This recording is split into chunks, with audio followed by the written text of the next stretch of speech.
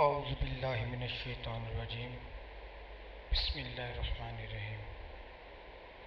اے شہنشاہ مدینہ الصلاۃ والسلام، زینت عرش مولا الصلاۃ والسلام، رب حبل امتی کہتے ہوئے پیدا ہوئے، حق نے فرمایا کہ بخشا الصلاۃ والسلام۔ مومنو پڑھتے رہو تم پیارے آقا پر درود، ہے فرشتوں کا وظیفہ الصلاۃ والسلام۔ میں وہ سنی ہوں جمیل قادری، مرنے کے بعد میرا لاشا بھی کہے گا الصلاۃ والسلام۔ الصلاۃ والسلام علیک یا رسول اللہ وعلی آلک واصحابک یا سیدی یا حبیب اللہ۔ الصلاۃ والسلام علیک یا نبی اللہ وعلی آلک واصحابک یا سیدی یا نور اللہ۔ ہر ابتدا سے پہلے، ہر انتہا کے بعد، ذات نبی بلند ہے ذات خدا کے بعد، اور دنیا میں احترام کے قابل ہیں جتنے لوگ، میں سب کو مانتا ہوں مگر مصطفیٰ کے بعد۔ ناظرین، الحمدللہ ثم الحمدللہ، ہم حسینی ہیں۔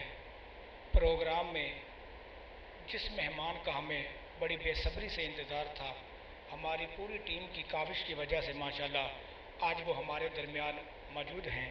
کسی تعارف کے محتاج نہیں، پورے پاکستان میں پڑھنے والی شخصیت اور انتہائی مصروف شخصیت۔ کافی عرصے سے ہماری کوشش تھی کہ ہمارے اسٹوڈیو میں آئیں اور ہمارے جو ناظرین کے سوال و جواب ہیں انشاءاللہ وہ بھی ان سے ضرور کریں گے۔ پیر طریقت، رہبر شریعت حضرت علامہ مولانا پیر بابر احمد مجددی حیدری قلندری، خلیفہ مزاد دربار عالیہ چورا شریف، خطیب جامعہ مسجد پرانی عیدگاہ، ماشاءاللہ یہ وہ ہستی ناظرین ہمارے درمیان موجود ہے جو ماشاءاللہ جنگ سے پنجاب، پنجاب سے پاکستان، پھر پورے پاکستان میں ان کی حاضری ہوتی ہے۔ انشاءاللہ تعالی ہم ان سے گفتگو بھی کریں گے۔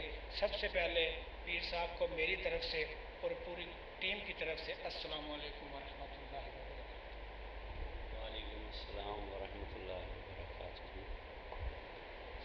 سب سے پہلے تو ہم آپ کے بہت مشکور ہیں، آپ نے اتنی مصروفیات کی وجہ سے، اور یقیناً ان دنوں میں تو آپ کے پاس بالکل ٹائم نہیں ہوتا، آپ نے بندانہ چیز کو سراہا اور آپ تشریف لائے۔ یہ آپ کی محبت ہے، اور دوسرا ذکر امام حسین علیہ السلام کے لیے تو ہماری جان بھی حاضر ہے، وقت کیا چیز ہے۔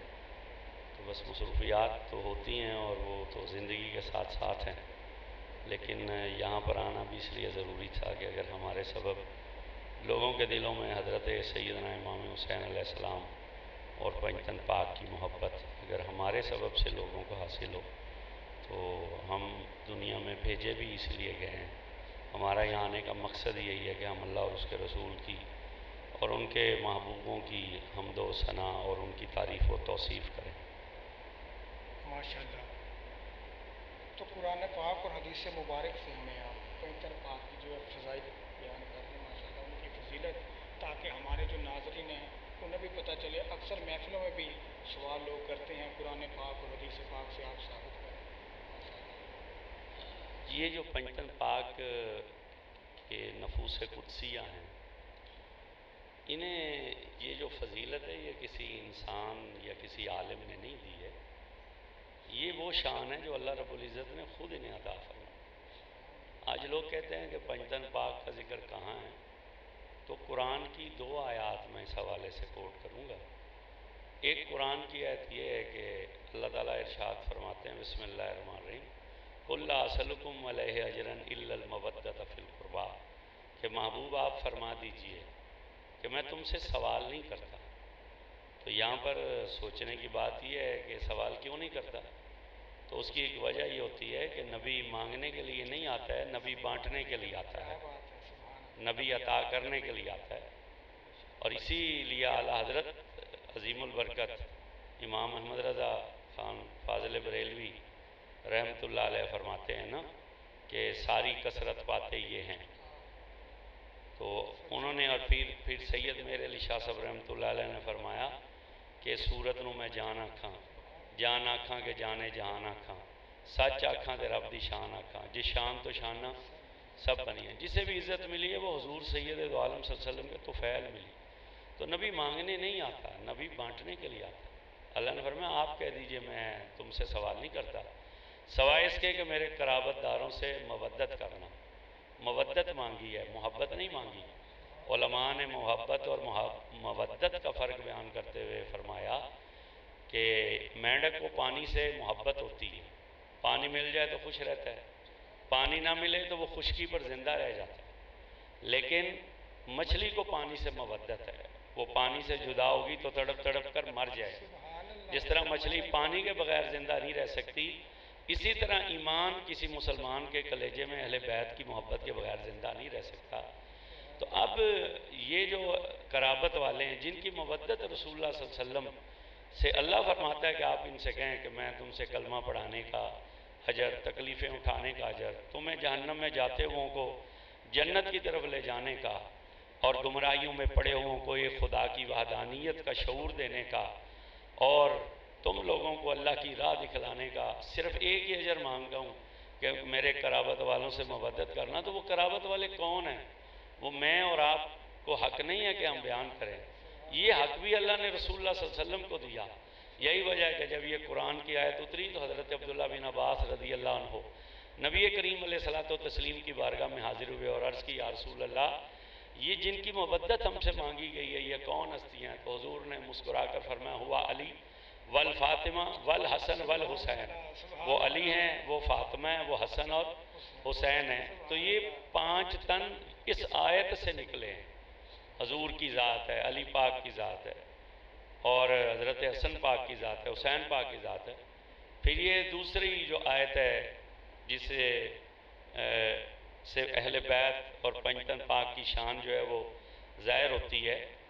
یہ دوسری آیت اللہ تعالیٰ کیا اس میں ارشاد فرماتے ہیں، وہ ایک رسول اللہ صلی اللہ علیہ وسلم کا ایک عمل ہے جس کو حدیث میں ذکر کیا گیا. حضرت ام سلمہ رضی اللہ عنہ فرماتی ہیں کہ نبی کریم علیہ الصلوۃ والتسلیم میرے گھر تشریف لائے. باری تھی میری، حضور جلوہ گر تھے، تو اتنے میں سیدہ زہرا حضور سے ملنے کے لیے آ گئے. تو آپ نے سیدہ فاطمہ سلام اللہ علیہا کو اپنے دائیں پہلو میں بٹھا لیا. پھر حضور مولا کائنات علی شیر خدا تشریف لائے، حضور نے انہیں بائیں طرف بٹھا لیا. پھر امام حسن علیہ السلام آئے تو حضور نے دائیں پہلو پر بٹھایا. امام حسین آئے تو بائیں پہلو پر اٹھایا. پھر رسول اللہ نے اپنے کندھوں سے چادر اتاری، وہ چادر جس کی اللہ نے قرآن میں قسم اٹھاتے ہوئے کہا یا ایھا المزمل. حضور نے وہ چادر اتار کر ان 5 اپنی ذات سمیت ان 4 ہستیوں پر اس چادر کو تان لیا. حضرت ام سلمہ فرماتی ہیں اب یہ ام المومنین ہیں، مومنوں کی ماں ہیں، اور جو شخص ام المومنین کی بات نہیں مانتا وہ مومن ہونے کا کیسے دعویٰ کر سکتا ہے؟ تو وہ فرماتی ہیں اب جب چادر کے نیچے یہ 5 ہستیاں آ گئیں، اب رسول اللہ نے دعا کے لیے ہاتھ اٹھائے اور ہاتھ اٹھا کر کہا یا اللہ یہ میرے اہل بیت ہیں، انہیں ہر طرح کی پلیدیوں سے پاک کر دے. فرماتی ہیں ابھی حضور کے ہاتھ واپس نہیں پلٹے کہ جبریل امین اللہ کا سلام لے کر نازل ہوئے اور سلام دے کر کہا محبوب تیرا رب فرماتا ہے انما یرید اللہ لیذھب عنکم الرجس اہل البیت ویطہرکم تطہیرا. صرف آپ کا ارادہ نہیں، یہ منشا آپ کی نہیں، تیرے رب کا بھی یہی ارادہ ہے کہ تیری اہل بیت کو ہر طرح کی پلیدی سے دور کر دے اور اس طرح پاک کر دے جس طرح پاک کرنے کا حق ہوتا ہے. اس کائنات میں پہلے انسان سے لے کر آخری انسان تک ہر شخص کے لیے حکم یہ ہے کہ وہ پلیدی سے دور رہے. کوئی مفتی ہو، کوئی محدث ہو، کوئی شیخ الحدیث ہو، کوئی عالم ہو، شیخ القرآن ہو، کوئی غوث ہو یا کتب ہو یا ابدال ہو یا کلندر ہو، حتیٰ کہ کوئی مقام صحابیت پر بھی ہو، تو اس کے لیے بھی شریعت کا یہی حکم ہے کہ وہ پلیدی سے دور رہے. مگر 5 تن پاک کی شان یہ ہے کہ ساری کائنات کو حکم ہے کہ پلیدی سے دور رہے، اور جہاں اہل بیت کی باری آئی وہاں پلیدی کو حکم تھا کہ میری اہل بیت سے دور رہے. تو ان کی شان کون بیان کر سکتا ہے جن کی پاکی اللہ رب العزت بیان کر رہا ہے. اور یہاں پر پھر میں ایک حدیث کوٹ کروں گا کہ جب 15 رمضان المبارک کو امام حسن علیہ السلام کی ولادت ہوئی تو سیدہ پاک نے ظہر کی نماز ادا کی. ظہر کی نماز کے بعد امام حسن علیہ السلام کی ولادت ہو گئی. جب عصر کی نماز آئی تو حضرت سیدہ فاطمہ نے نماز پڑھنا شروع کر دی. تو ان کی جو دائی تھی وہ حضرت ام شفا تھی، یہ حضرت اسماء بنت امیس رضی اللہ عنہ تھی. یہ حضرت جعفر طیار کی جو ہیں وہ بیوہ ہیں، اور حضرت صدیق اکبر نے بعد میں ان سے نکاح کیا تھا. محمد بن ابو بکر انہی کے بطن سے پیدا ہوئے تھے، پھر حضرت علی نے ان سے نکاح کر لیا تھا۔ یہ حضرت اسماء بنت امیس رضی اللہ عنہا یہ آئیں حضور کے پاس اور آ کر مبارکباد دی اور عرض کی یا رسول اللہ آپ کو مبارک ہو، اللہ نے سیدہ زہرا کو ایک بیٹا عطا کیا ہے، نبی پاک نے خیر مبارک فرمایا۔ انہوں نے عرض کی میں ایک مسئلہ پوچھنا چاہتی ہوں، حضور نے فرمایا پوچھو۔ انہوں نے عرض کی یا رسول اللہ عورت بچے کو جان کر کتنے دن تک نماز اور قرآن کے قریب نہیں جا سکتی؟ آپ نے فرمایا 40 دن۔ انہوں نے عرض کی پھر یہ بات بڑی عجیب ہے، حضور نے فرمایا وہ کیا؟ انہوں نے عرض کی یا رسول اللہ ظہر کی نماز پڑھ کر سیدہ نے حسن کو جنم دیا ہے، عصر کی اذان آئی ہے تو سیدہ نے نماز پڑھنا شروع کر دیا ہے۔ تو حضور نے مسکرا کر فرمایا اسماء میری بیٹی فاطمہ کوئی زمانے کی عام عورتوں کی طرح ہے، یہ تو بطول ہے، جنت کی حور ہے۔ یہاں صرف ایک بات یہ کہنا چاہتا ہوں، یہ حدیث کس لیے سنائی؟ یہ جو ہستیاں ہیں نا یہ آیت اترنے سے پاک نہیں ہوئی، یہ آیت تو اتری ہے اس وقت کہ جب سیدہ پاک کی شادی ہو چکی ہے حضرت علی سے، پھر امام حسن حسین کی ولادت ہو چکی ہے، شہزادے اتنے بڑے ہو چکے ہیں کہ وہ خود چل کر اپنے گھر سے ام سلمہ کے گھر آئے ہیں۔ تو یہ تو یعنی آپ صلی اللہ علیہ وسلم کی ظاہری حیات کے آخری حصے میں یہ آیت اتری ہے، مگر یہ پنجتن آیت اترنے سے پاک نہیں ہوئے، یہ صبح ازل سے پاک ہے، یہ اس آیت کے اترنے سے پاک نہیں ہوئے، یہ صبح ازل سے پاک ہے۔ اب کوئی شخص اتنی واضح حدیث اور اتنی واضح آیات کے باوجود بھی یہ کہ میں پنجتن پاک کو نہیں مانتا تو اسے اپنی عقل کا ماتم کرنا چاہیے، اس لیے کہ سورج کو کہ چھپانے سے تو سورج نہیں چھپتا۔ جو لوگ یہ کہتے ہیں کہ پنجتن پاک کا حدیث میں قرآن میں ذکر نہیں، ان کی مثال چمگادڑ کی طرح ہے، جس طرح چمگادڑ سورج کی روشنی برداشت نہیں کر سکتی تو وہ سارا دن جو ہے وہ چھپی رہتی ہے، اور جیسے سورج غروب ہوتا ہے یہ باہر نکل آتے ہیں۔ تو اسی طرح پنجتن پاک کی جو عزت اور ان کی شان ہے یہ تو قرآن اور اللہ کا فرمان بیان کر رہا ہے۔ اور پھر یہاں پر ایک بات یہ بھی عرض کرتا جاؤں، یہ جو پنجتن پاک ہیں یہ اتنی اعلیٰ ہستی ہیں، ان کے نام بھی کسی شخص انسان نے نہیں رکھے، پنجتن پاک کے نام بھی اللہ نے خود رکھے۔ سبحان اللہ سبحان اللہ، یہ ایک بڑا ایک طویل موضوع ہے اور میں اس پر بے شمار دلائل دے چکا ہوں۔ ویسے یوٹیوب پر ہمارا بیان اس پر موجود ہے کہ پنجتن پاک کے نام اللہ نے رکھے ہیں اور کیسے اور کب کب رکھے گئے۔ تو یہ نام بھی ان کے اللہ نے خود رکھے ہیں۔ حضور کا نام محمد اللہ نے رکھا، علی پاک کا نام علی اللہ نے رکھا، سیدہ زہرا کا نام اللہ نے رکھا، حضرت حسن کا نام اللہ نے رکھا، حضرت حسین کا نام اللہ نے رکھا۔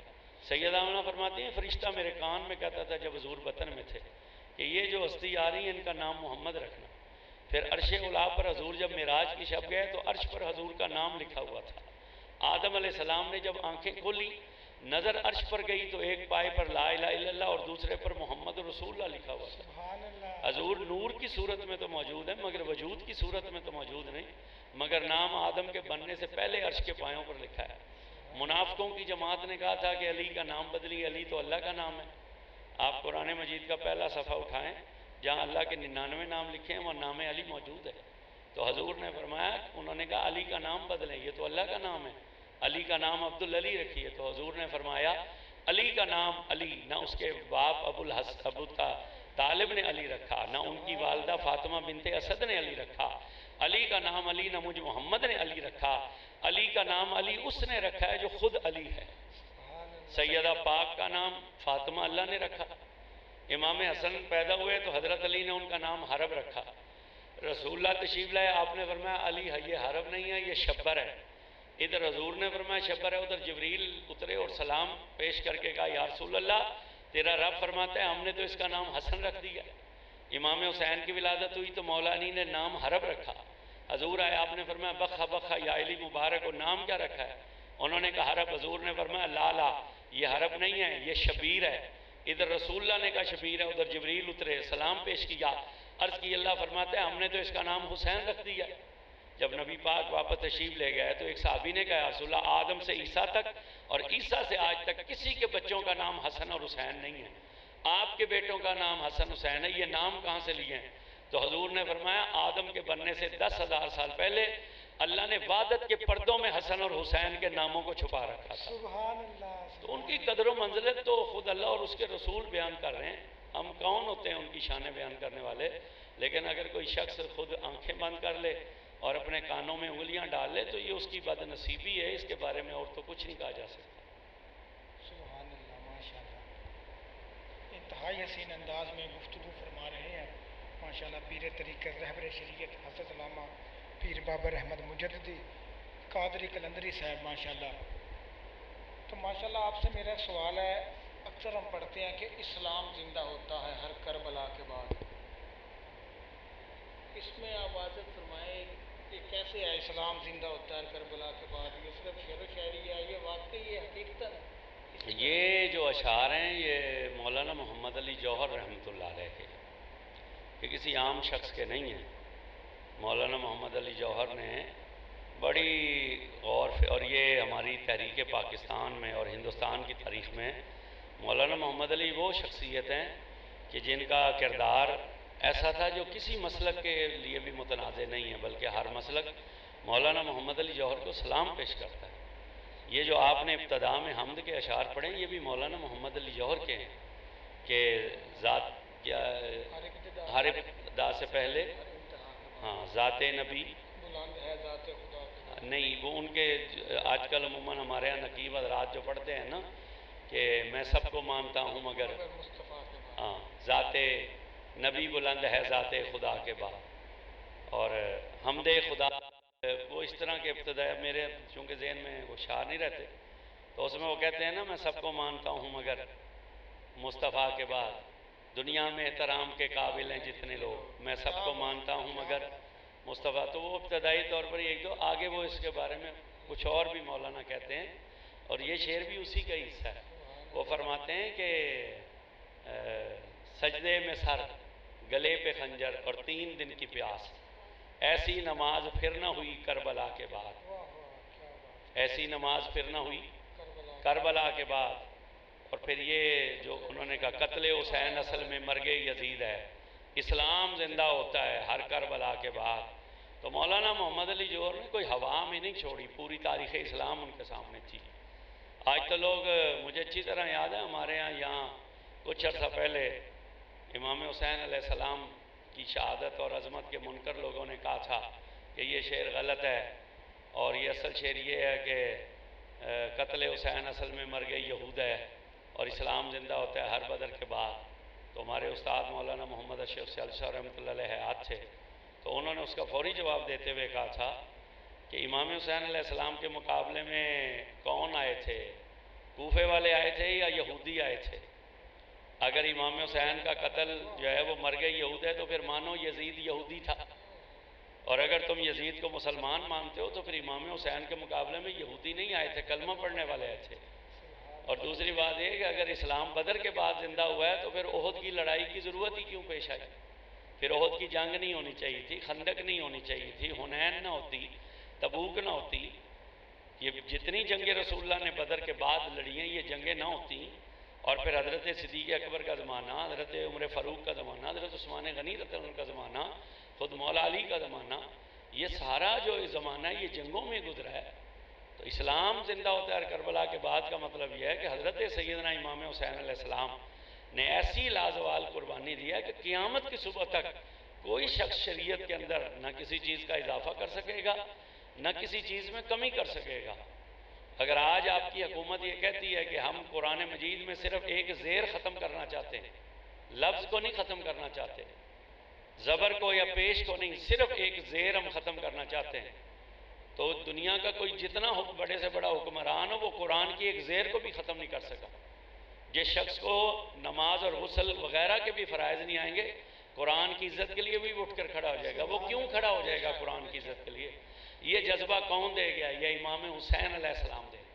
سارا خانوادہ میدان کربلا میں قربان کر کے امام حسین قیامت تک آنے والی ملت کو یہ درس دے گئے ہیں کہ سب کچھ برداشت ہو سکتا ہے مگر دین سے بے وفائی نہیں ہو سکتی۔ اس لیے قیامت کی صبح تک کوئی بھی دین کے اندر کمی یا اضافہ نہیں کر سکتا، کہ یہ امام حسین علیہ السلام کی اس لازوالی قربانی کا یہ سبب ہے۔ اور جو لوگ آج حضرت امام حسین علیہ السلام کی شہادت پر غم کے قائل نہیں ہیں، جب وہ اپنے سیاسی مقاصد کے لیے نکلتے ہیں تو مجبوری ان کی بھی یہی ہے کہ ان کو بھی یہی کہنا پڑتا ہے کہ ہم حسین پاک کی طرح مخالف کے سامنے کھڑے ہیں، ہم جابر حکمران کے سامنے کھڑے ہیں، تو مجبوری ہے. اور امام حسین علیہ السلام کی ذات صرف مسلمانوں کے لیے رہنما نہیں. گرو نانک جس نے یہ سکھ مذہب کی بنیاد رکھی، ان سے ان کے ایک چیلے نے پوچھا تھا کہ امام حسین علیہ السلام کا آپ غم کیوں کرتے ہیں؟ حسین تو مسلمانوں کے گرو ہیں اور آپ امام حسین کا غم مناتے ہیں. تو گرو نانک نے اسے کہا تھا کہ تم امام حسین کا غم منایا کرو. تو اس نے کہا کہ مہاراج میرے گرو تو آپ ہیں، حسین تو مسلمانوں کا گرو ہے، میں ان کا غم کیوں مناؤں؟ تو گرو نانک نے اسے کہا تھا کہ جاؤ، کیا ہم تمہارے گرو ہیں؟ اس نے کہا جی بالکل. فرمایا پھر میں تمہیں حکم دیتا ہوں کہ جاؤ اور جا کر اپنی بہن سے نکاح کرو. تو اس نے آگے سے کہا کہ میں یہ کیسے کر سکتا ہوں؟ آپ نے فرمایا کیوں نہیں کر سکتے جب ہم تمہارے گرو ہیں اور تمہیں حکم دے رہے ہیں؟ تو اس نے آگے سے کہا کہ میرا ضمیر اس بات کی اجازت نہیں دیتا.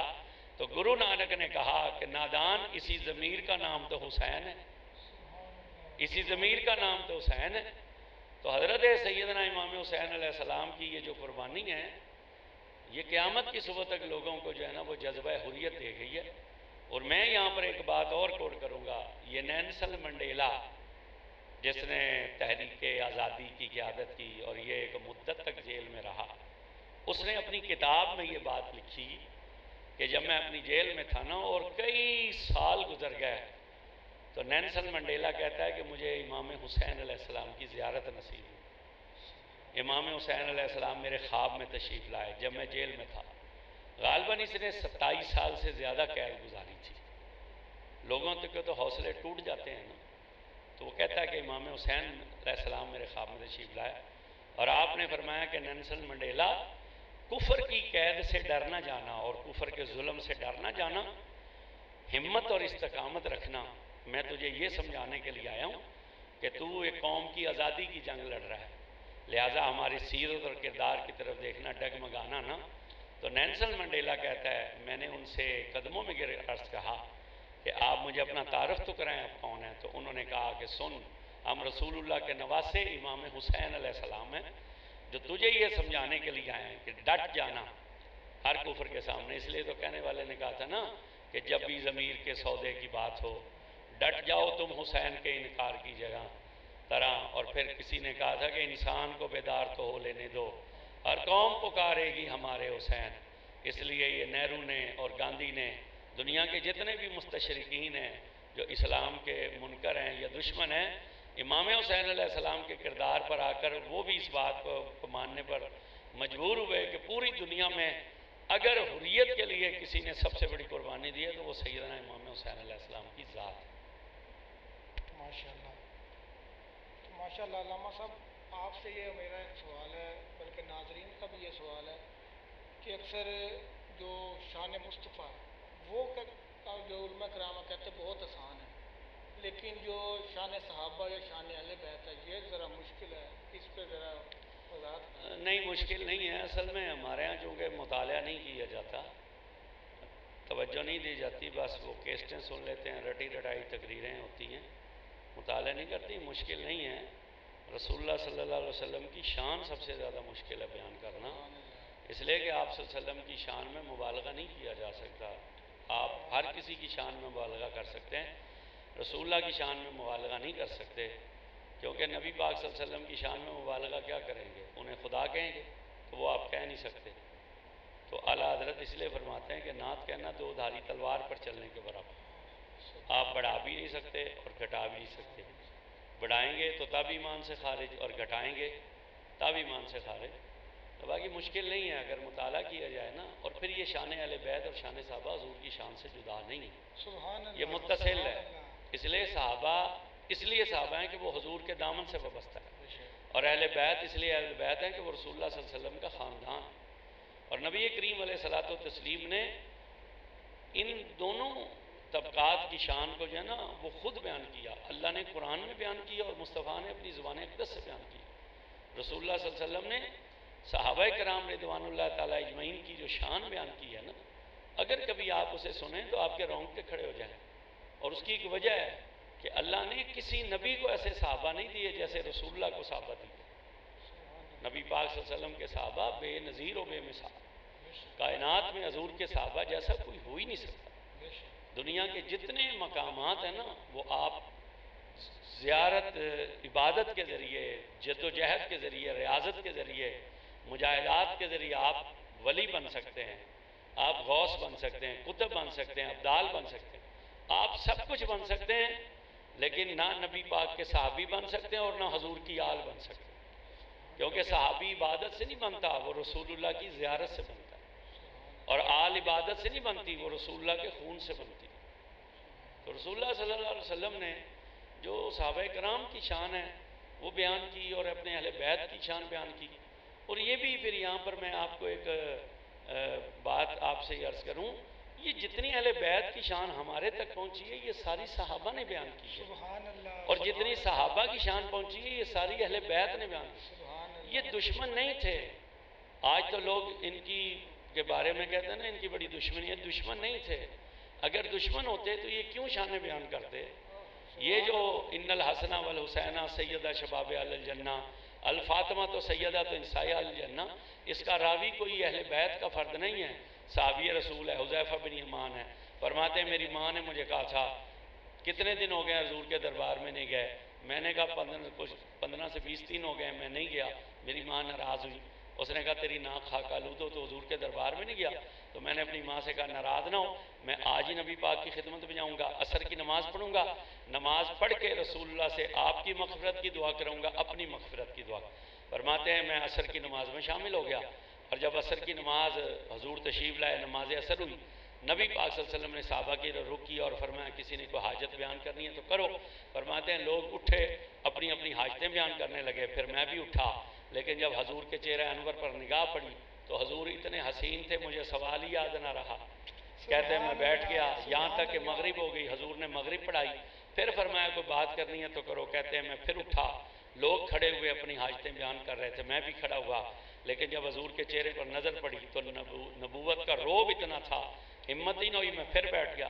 یہاں تک کہ عشاء ہو گئی، حضور نے عشاء کی نماز پڑھائی، پھر لوگوں سے کہا کوئی بات کرو. فرماتے ہیں مجھ میں ہمت نہ ہوئی، یہاں تک کہ محفل برخاست ہو گئی، صحابہ گھروں کو چلے، حضور اپنے گھر کی طرف چلے.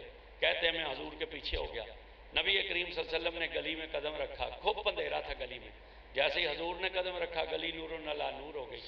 حضور آگے چل رہے تھے، میں پیچھے چل رہا تھا. میں نے دیکھا آگے سے ایک بندہ آیا، اس نے دونوں ہاتھ مبارک چومے اور قدم مبارک چومے، پھر حضور سے کوئی بات کی، پھر وہ واپس پلٹ گیا. فرماتے ہیں چند قدم حضور چلے اور رک گئے، مڑے نہیں ہیں، مڑ کر دیکھا بھی نہیں، رک گئے اور فرمایا من انتا، کون ہے ہمارے پیچھے؟ تو میرے بولنے سے پہلے خود ہی ارشاد فرمایا انتا حذیفہ، حذیفہ تم ہو. فرماتے ہیں حضور مڑے تو میں نے دوڑ کر ہاتھ چومے.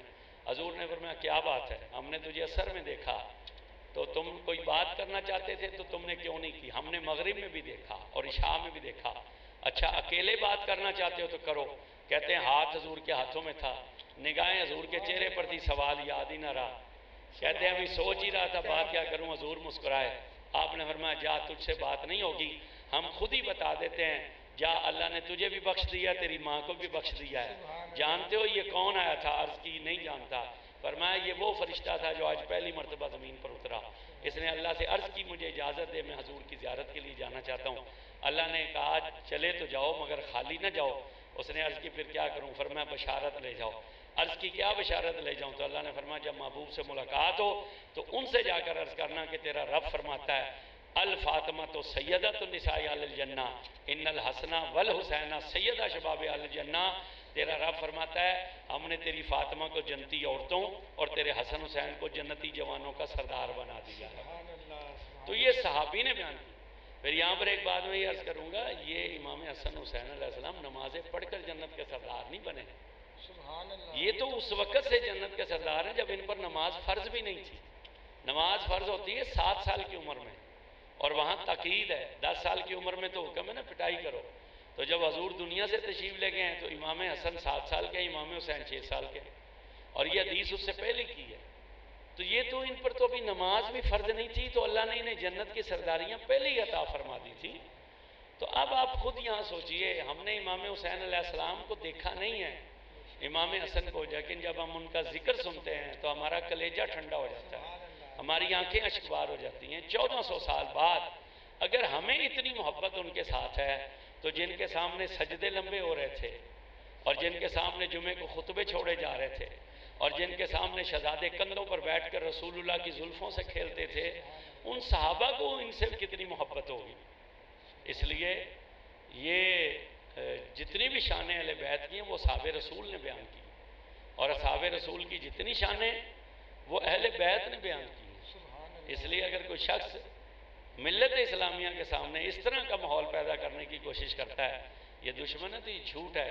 آج کچھ لوگ کہتے ہیں جی امام حسین کے قاتلوں میں صحابہ کے بیٹے تھے، تو میں صرف یہ عرض کرنا چاہتا ہوں کہ امام حسین کے قاتلوں میں اگر صحابہ کے بیٹے تھے تو یہ جو 72 تن لڑنے آئے تھے میدان کربلا میں، اور ان میں جو لوگ شہید ہوئے ہیں ان شہداء کی جو تعداد ہے، تو پھر میں صرف اتنا پوچھنا چاہتا ہوں اہل بیت کے تو 22 یا 26 سارے ہیں جو اہل بیت کے افراد میدان کربلا میں شہید ہوئے ہیں، 72 میں سے 22 یا 26 سارے اہل بیت کے ہیں۔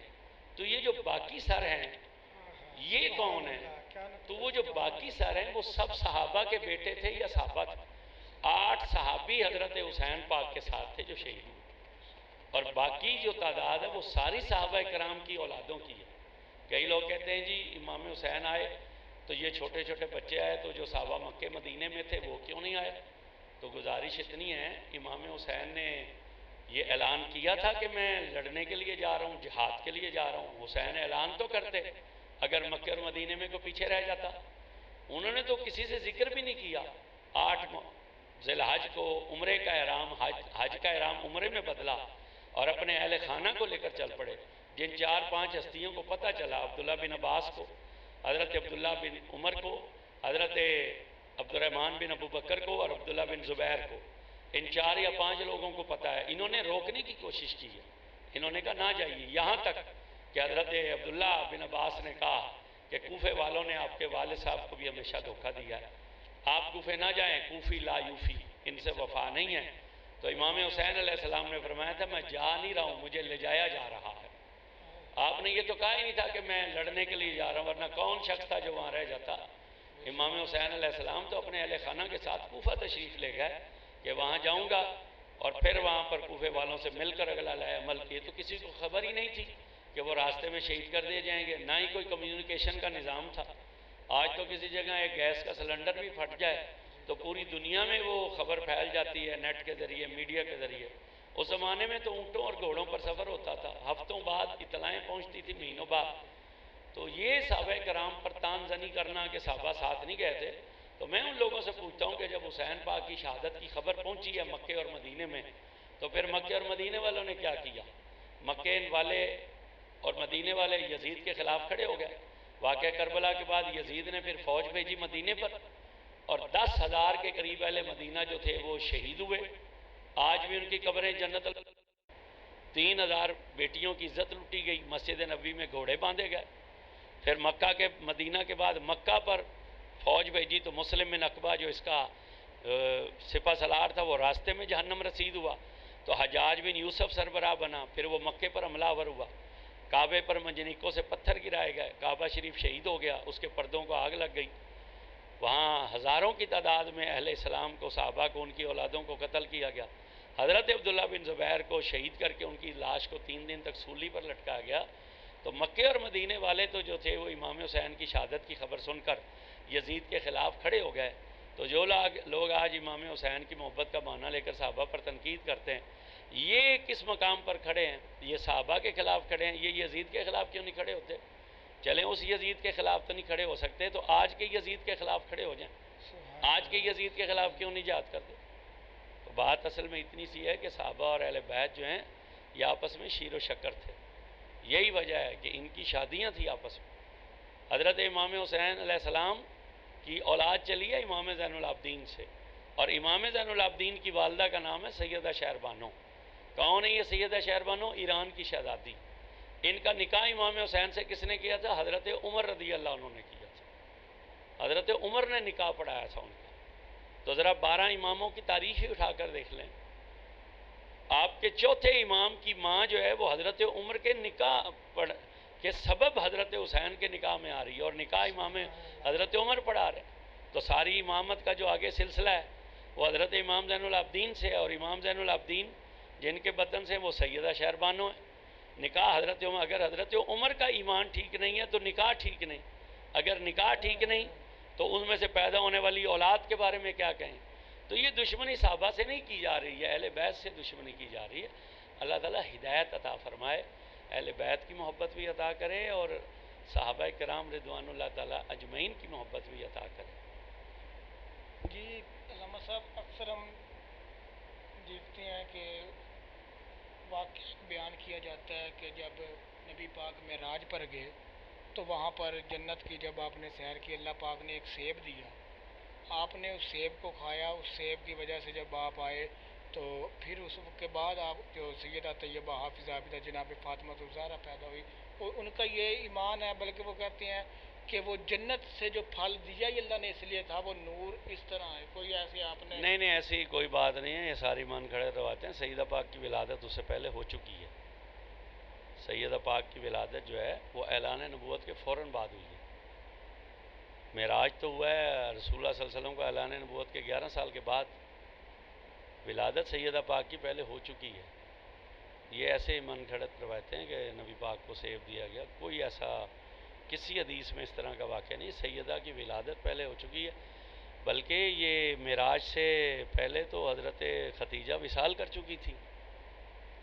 معراج شریف پر جب رسول اللہ تشریف لے گئے ہیں تو حضرت ختیجہ کا وصال ہو چکا تھا۔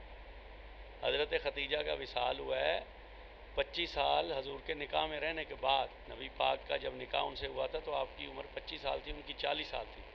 65 سال کی عمر میں ختیجہ الکبریٰ کا وصال ہوا، رسول اللہ کی عمر 50 سال۔